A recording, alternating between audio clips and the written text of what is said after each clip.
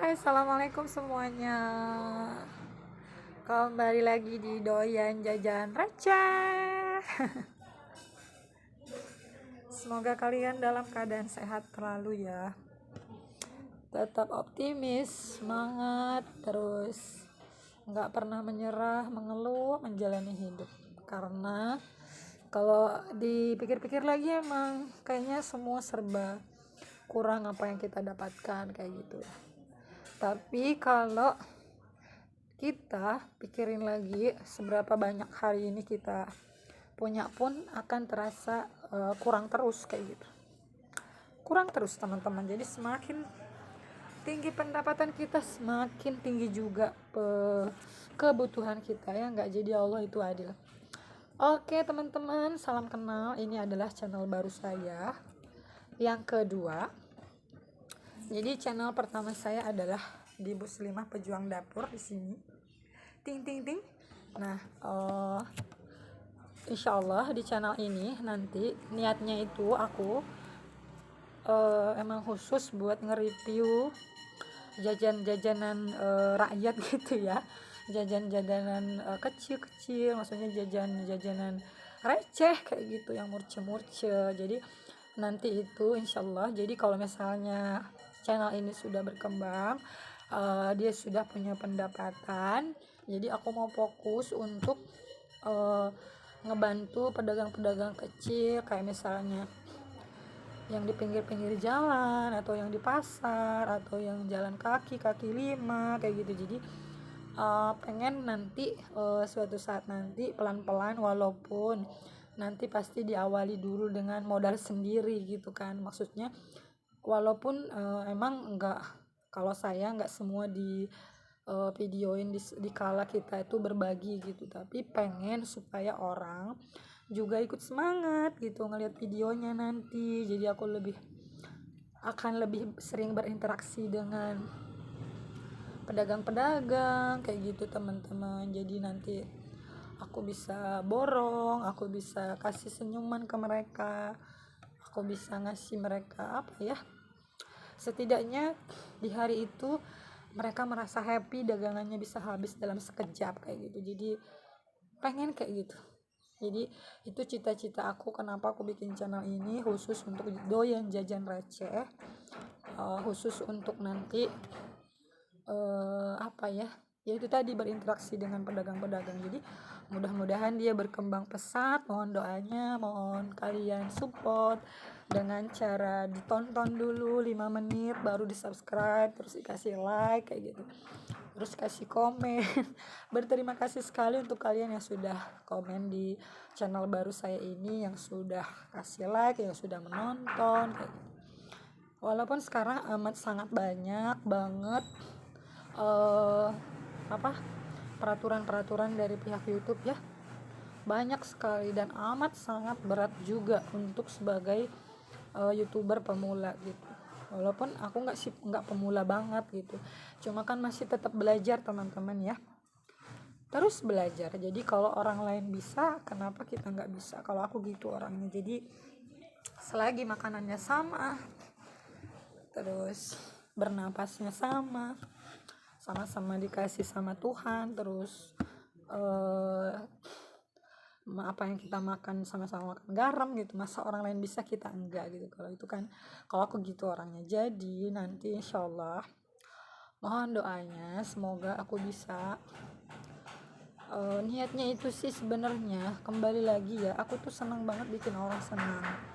Jadi ketika orang lain itu tersenyum karena sesuatu yang aku lakukan gitu, itu tuh rasanya gimana ya teman-teman ya, ada kepuasan tersendiri, ada kesenangan yang membuat kita juga happy gitu. Ketika kita memberi ke orang lain berterima kasih, orang lain merasa happy, itu loh kebahagiaan yang sebenarnya gitu kalau buat versi saya. Jadi nggak juga orang lain, seperti saudara kita sendiri ya nggak.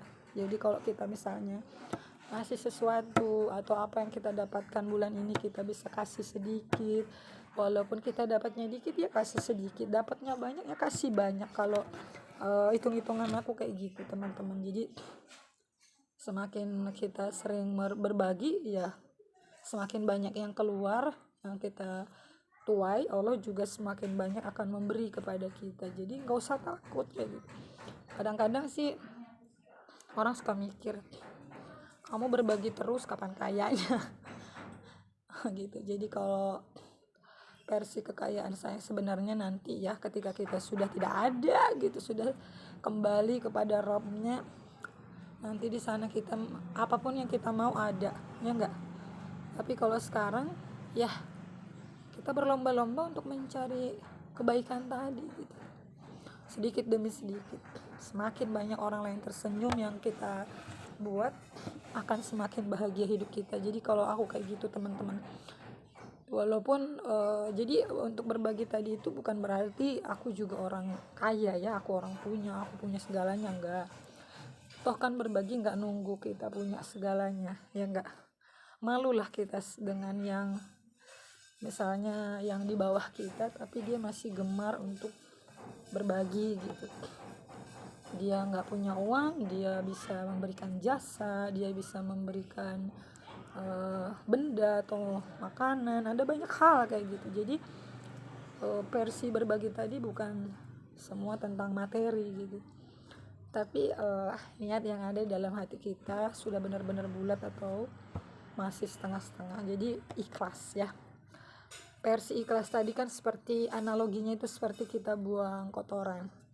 Kita nggak pernah kan memperhatikan kotoran yang kita keluarkan.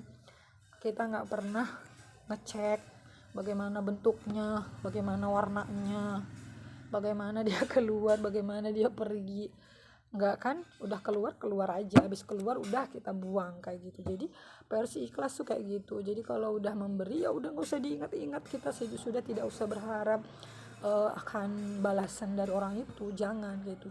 Kalau kayak gitu kan beda lagi versinya. Jadi versi ikhlas tuh bener-bener lepas, kita memberi udah lepas, pikiran kita lepas dan niat kita juga jadi bulat kayak gitu. Bukan karena pengen dipuji misalnya, atau misalnya pengen mendapatkan apresiasi dari orang banyak gitu, nanti pahalanya jadi berkurang itu, wallahu alam ya. Jadi namanya niat dengan niat dan tujuan tadi kan harus jelas teman-teman. Oh ya, untuk kalian yang belum kenal aku, mungkin di Muslimah Pejuang Dapur aku udah sering cerita untuk video-video awal-awal mungkin ya. Aku asal dari kota Medan teman-teman, aku terlahir di kota Medan, terus saya berdarah Batak Karo, aku Batak Karo yang sudah lama meninggalkan kota Medan 10 tahun. Aku sudah lama di Bogor, merantau dari awal aku kuliah. Terus kalau kalian juga pengen tahu awal aku kuliah itu ada banyak banget rintangannya, ujiannya. Jadi aku bukanlah orang yang amat sangat mudah menjalani hidup teman-teman, apalagi untuk bertahan hidup. Makanya kenapa karena begitu banyak pahit, manis dan asam getirnya yang pernah aku lalui, aku tuh semakin senang untuk bikin orang lain senang kayak gitu, karena aku udah merasakan semua bentuk kehidupan yang sedon-donnya, bener-bener depresinya gitu. Jadi segala macem nggak punya sama sekali, udah pernah merasakan kelaparan segala macem, luntang lantung jadi gembel kayak gitu. Jadi buat aku itu semua adalah jalan kehidupan aku yang harus aku lalui. Tapi kan Allah itu lagi-lagi maha baik ya teman-teman. Pada akhirnya Allah selalu memberikan jalan untuk orang yang mau berusaha. Beda lagi dengan orang yang pengen sesuatu tapi dia nggak mau ikhtiar, dia nggak mau berusaha, dia nggak mau melangkah, dia hanya berangan-angan tapi berpangku tangan, tidak bergerak, tidak ada action kayak gitu. Itu beda lagi. Jadi Allah tuh butuh kita, Allah tuh sayang dengan kita ini yang mau pekerja keras kayak gitu, sekalipun tubuhnya lemah tapi dia berusaha untuk tidak minta-minta kayak gitu teman-teman. Jadi kayak gitu, aku memulai semua ini sampai aku punya karyawan sendiri, sampai apa yang aku butuhkan saat ini mungkin sudah terpenuhi, itu adalah bentuk kasih sayangnya Allah. Jadi untuk kalian yang sedang merasa down dan merasa ada di bawah sekarang, jangan depresi terlalu mendalam, jangan marah, dan jangan kecewa sama Allah, karena Allah tuh sebenarnya pengen ngasih kita jalan, tapi kitanya nggak mau nyari jalan itu gitu loh. Jadi sebenarnya Allah tuh udah kasih nih kita jalan. Allah tuh cuma pengen kita nyari jalan yang mana gitu, udah dikasih, cuma kitanya nggak mau nyari, ya nggak. Sama seperti kita, makanya kalau berdoa itu harus detail teman-teman. Berdoa itu harus detail. Kenapa? Karena apa sayang? Aduh. Ya. Hai. Kenalin. Nama aku Isyara Khadijah Askaira Quinzia. Panggil aku Dedek Queen. Usiaku berapa usianya? 1 tahun 7 bulan. Rambutku ini loh, mana nih bentuk rambutnya? Ini bentuk mana? Rambut. Iya. Gigiku udah banyak loh. Coba liatin giginya dulu. Giginya mana? Habis makan apa itu? Habis makan apa? Lagunya gimana? Cicak.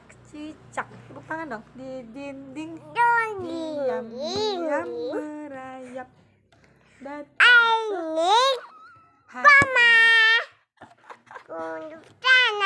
ya, datang seekor nyamuk lalu ditangkap.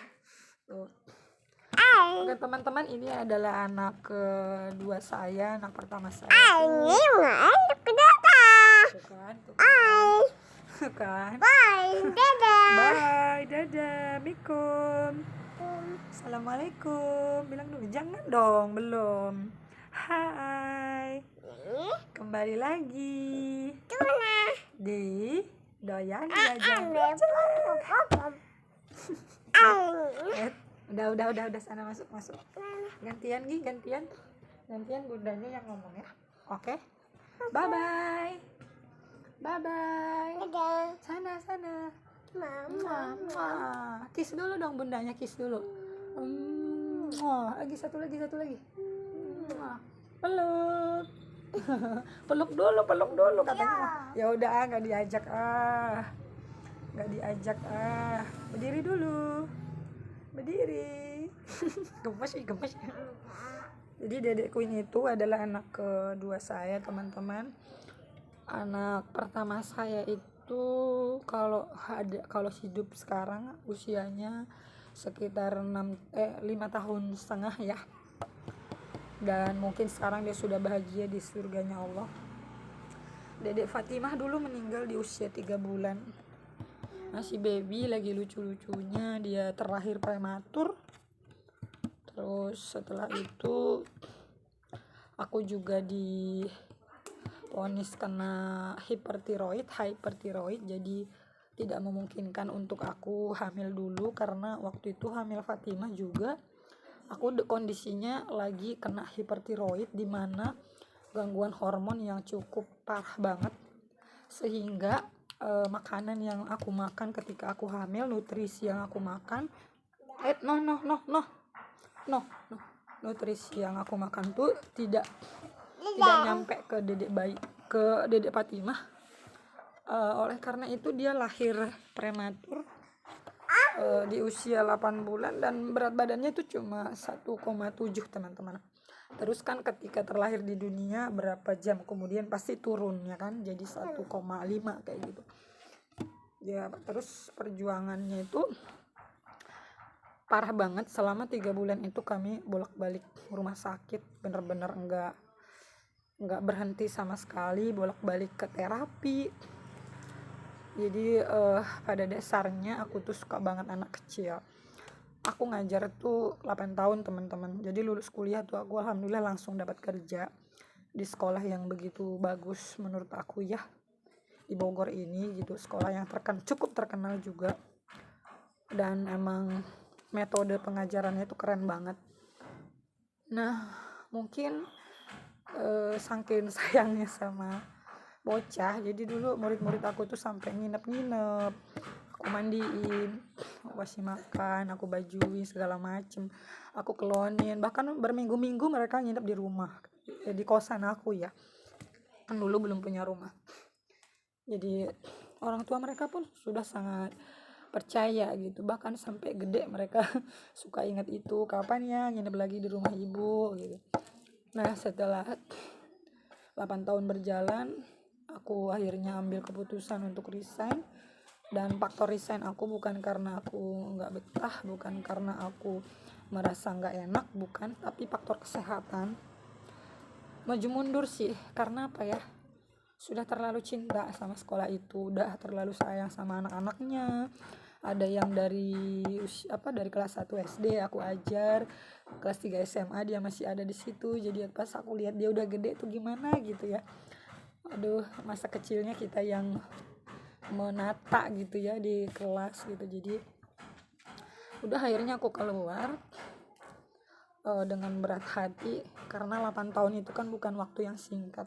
Ada banyak banget kenang-kenangan yang aku dapat di sana gitu, ada banyak banget pelajaran yang aku ambil, aku banyak banget belajar dari guru-guru sana, dari metode mereka, cara mengajarnya, pokoknya keren banget. Jadi aku ngedidik anak sekarang pun banyak aku ambil dari sana gitu. Jadi sudah, singkat cerita, abis itu aku dedek Fatimah sudah tidak ada, sampai akhirnya ke pernikahan ini mau 6 tahun. Aku juga belum dibolehkan untuk hamil dulu, karena rentan dan akan beresiko untuk aku dan bayiku nanti gitu. Jadi contohnya seperti Dedek Fatimah. Jadi ketika si ibunya yang mengandung ini punya penyakit hormon. Jadi hyperthyroid itu bukanlah penyakit menular teman-teman, dia itu adalah genetik ya, dari keluarga. Jadi itu sudah bawaan dari sananya. Jadi setiap angkatan tuh pasti ada yang kena kayak gitu. Jadi tapi dia walaupun genetik tidak akan mudah untuk kambuh. Maksudnya kalau orang itu, jadi hyperthyroid itu apa ya teman-teman, bisa terjadi, bisa kita alami, bahkan parah, grade-nya grade A atau sampai grade D kayak gitu. Jadi kalau misalnya kita pernah merasakan sedih yang amat terdalam gitu, makanya seorang wanita itu benar-benar nggak boleh merasakan kesedihan yang amat mendalam, harus dikontrol, harus benar-benar apa ya, itulah tadi kita butuh yang namanya berteman dengan orang-orang baik, berjamaah kayak gitu ya, saling mendukung. Karena dikala kita futur, dikala kita bener-bener udah nggak apa ya, nggak eling, maksudnya nggak otaknya lagi nggak sinkron gitu, kita butuh yang namanya dirangkul, kita butuh yang namanya dimotivasi. Sekalipun seorang motivator, sekalipun orang dosen, sekalipun dokter, siapapun dia, aku rasa semua manusia pernah merasakan yang namanya kecewa, yang merasakan yang namanya down, depresi, sakit yang mendalam, kecewa yang mendalam kayak gitu. Nanti sana dulu nggak mau, bunda aja mau. Dia bingung. Tar ya Cuca Cica, gimana lagunya? Mau mandi sama teteh? Mau nggak? Nggak mau. Ya udah, kalau nggak mau duduk sini. Iya. Jadi setelah aku benar-benar kosong, bundanya mau ngomong dulu, boleh nggak? Ya udah, kalau gitu Ade masuk dulu deh. Kalau nggak boleh bundanya ngomong, Boleh nggak? Ayo kok Boleh nggak bundanya ngomong? ngomong. Satu, gimana satu? Dua. Waduh. Anak kerudungnya mana? Kerudungnya mana? Coba ini. Dut. Boleh bunda ngomong? Boleh nggak? Boleh ya? Aduh ya Allah Akbar, astagfirullahaladzim, nggak boleh gitu. Nah udah, masuk dulu. Ya masuk. Dadah, kiss, bye. Iya, Gi masuk, main ya. Main sana. Oke, bunda mau lanjut lagi, oke. No. Itu ada bulunya, bahaya. Masuk.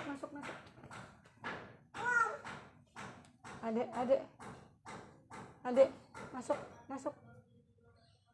Jadi kayak gitu teman-teman. Apa ya? Jadi Dedek Fatimah itu waktu itu terdeteksi bahwa dia punya kelainan jantung kita di kiri, dia di kanan. Tapi dokter-dokter itu bilang anak ibu itu luar biasa, ada banyak mukjizat ketika seorang anak punya kelainan jantung ya, seperti itu, yang sangat aneh. Itu biasanya nggak bertahan sejam 2 jam hidup di dunia, Bu, katanya, karena itu lemah banget. Tapi Fatimah ini anaknya keren banget, dan mungkin Allah mengizinkan kami untuk menggendong-gendong dia gitu kan,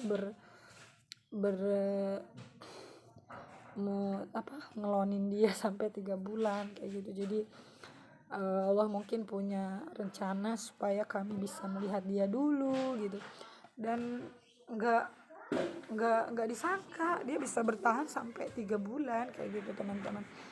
Jadi napasnya itu terakhir itu di usia 3 bulan itu tuh udah, aku pas mau ngemandiin dia ngelihat dadanya itu udah berat banget, langsung dilarikan ke rumah sakit. Selama 9 hari kami full di rumah sakit, semua badannya dipasangin selang, dokternya bener-bener banyak banget. Jadi mulai dari ekonomi kami sangat dikuras banget, tenaga, pikiran, terus mental kami bener-bener sangat diuji saat itu. Tapi aku rasa Allah itu memberitahu kepada kami gitu ya, suami istri, maksudnya dengan suami saya, bahwa anak ini kalau hidup di dunia terlalu berat nanti gitu, maksudnya biarlah aku ambil lagi gitu, biarlah aku bawa lagi ke tempat yang paling indah di surga gitu. Jadi mungkin Allah nggak mau melihat Dedek Fatimah terlalu merasakan terpana hidup di dunia ini sudah semakin kacau kayak gitu. Jadi aku mikirnya kayak gitu, mungkin Allah nggak rela kalau Dedek Fatimah hidup berlama-lama di dunia ini, di dunia yang teramat sudah kacau kayak gitu. Jadi aku mikirnya gitu. Ya udah, diambil lagi tuh sama penciptanya. Kehilangan pasti, depresi pasti. Kenapa? Karena aku benar-benar suka banget sama anak kecil, apalagi ketika aku punya anak sendiri, aku merasa benar-benar sangat istimewa. Aku bisa jadi seorang ibu, aku bisa melahirkan, aku bisa hamil. Itu adalah cita-cita aku banget gitu, karena apa ya, anak orang aja tuh aku asuh gitu, anak orang aja aku kelonin, anak orang aja aku rawat kayak gitu, apalagi anak sendiri. Jadi ketika dia kembali lagi kepada penciptanya itu rasanya kayak petir di siang bolong. Tapi kembali lagi, semua kita kan pasti kembali ya ke sana. Kita hanya berbeda waktu dan berbeda jalan, berbeda tahun, berbeda jam kayak gitu. Kita pun semua akan kembali di sana, akan berkumpul di sana, cuma kita hanya berbeda waktu saja. Nah, kalau dia kan udah jelas gitu ya. Miliknya adalah surga insyaallah bersama bidadari Allah di sana. Yang belum jelas itu adalah kita yang dewasa ini. Udah seberapa banyak nih amalan yang sudah kita kumpulkan, sudah berapa banyak bekal-bekal yang sudah kita kumpulkan gitu. Apakah lebih banyak hitam atau putih gitu. Seberapa banyak pikiran kita berpositif thinking kepada orang lain gitu, seberapa banyak pikiran kita bernegatif thinking kepada orang lain. Jadi kayak gitu sih teman-teman. Terus setelah itu ke pernikahan jadi aku awal nikah itu aku langsung hamil, alhamdulillah.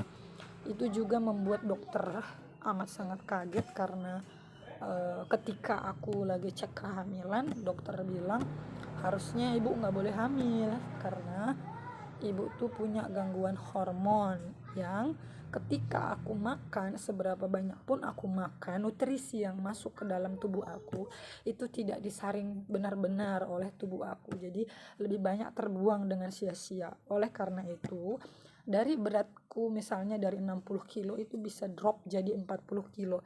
Bahkan aku pernah merasakan berat badan tuh sampai 35 kilo, parah banget teman-teman. Padahal aku makan terus, makan tuh malah kayak kesetanan, kayak dikira orang tuh nggak berdoa gitu kan, nggak berkah atau apa. Tapi emang begitu kondisinya, lapar terus dan minum terus, tapi tidak disaring oleh tubuh. Kita lebih cenderung bolak-balik kamar mandi, kayak dibuang-buang begitu saja gitu. Jadi orang yang pengidap hipertiroid itu amat sangat berat. Makanya ketika aku divonis merasakan itu punya penyakit itu gitu, aku tuh kayak semacam waduh aku mau mati nih gitu kan, aduh aku bentar lagi gini-gini nih, aku bentar bla bla bla. Tapi satu lagi, kembali lagi, untung masih ada keimanan sekecil apapun di dalam hati, pastikan kembali lagi kepada Allah ya teman-teman ya. Kadang kita merasa yang sakit ini akan cepat mati, padahal kan orang sehat sekalipun yang badannya keker, yang jago fitness, yang segala macam, kalau hari ini dia harus kembali, dia pasti kembali.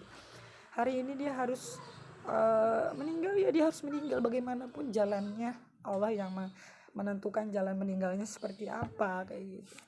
Makanya bukan berarti orang sakit tuh pasti meninggal kayak gitu, bukan berarti orang tua pasti meninggal, yang muda, yang baru lahir pun banyak yang meninggal. Jadi kembali lagi, kalau aku mikirnya oh iya ya gitu, jadi kayak ngebuka mata sendiri bahwa jangan punya mindset ketika kita sakit, ketika kita punya sesuatu yang kita derita, merasa kita akan sebentar lagi gitu. Jangan, justru itu yang akan mempercepat.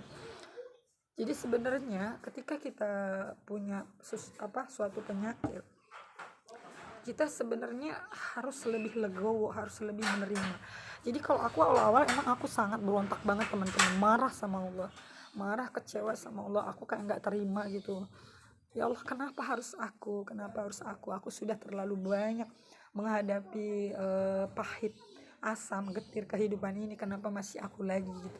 Pernah, tapi kan nggak boleh berlama-lama ya, kita harus benar-benar minta maaf sama Allah, kita harus benar-benar berterima kasih sama Allah. Bisa jadi dengan kita diberinya seperti ini, ketika kita kembali nanti ke surganya Allah, tidak perlu penyaringan dosa lagi, dosa kita sudah dihapus. Tapi apabila kita sudah ikhlas menerima gitu penyakit tadi. Jadi tahun pertama mungkin aku berontak teman-teman, karena banyak faktor ya.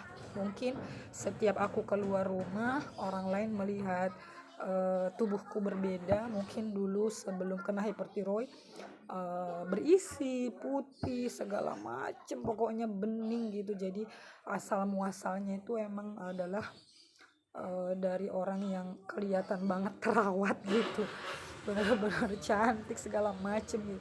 Tapi kan kalau kena hipertiroid itu teman-teman, kulit kita akan menghitam. Makanya itu kita harus sering disuruh makan pisang sama apel tuh kayak gitu untuk menghaluskan kulit gitu. Makanya jangan kaget, ada orang juga yang dia nggak sadar dia itu udah kena hipertiroid, berat badan turun drastis. Itu yang bikin kaget sih, shock banget. Seminggu itu hilang 10 kilo, seminggu hilang 10 kilo, seminggu hilang 10 kilo. Itu ngeri banget teman-teman. Tahun pertama emang berontak banget, kayak ngerasa wah ini gawat gitu kayak merasa apa ya, deg-degan setengah mati kayak gitu. Tapi kembali lagi, kita punya Tuhan, kita punya agama yang mengajarkan kita untuk introspeksi diri, yang mengajarkan kita bagaimana caranya mendekati Tuhan kayak gitu. yang mengajarkan kita berserah diri. Beda lagi kecuali kalau kita misalnya nggak punya agama, nggak punya Tuhan, mau berserah kemana, ujung-ujungnya bunuh diri, ya nggak. Makanya itulah fungsinya kita beriman tadi. Bila mana tidak ada iman sedikit pun, ya bisa jadi banyak orang di luar sana yang melakukan bunuh diri karena mungkin terlalu depresi, dia terlalu banyak tekanan tapi tidak ada motivasi.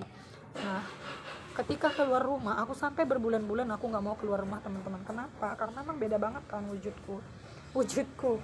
Jadi kulitku menghitam, badanku mengurus banget.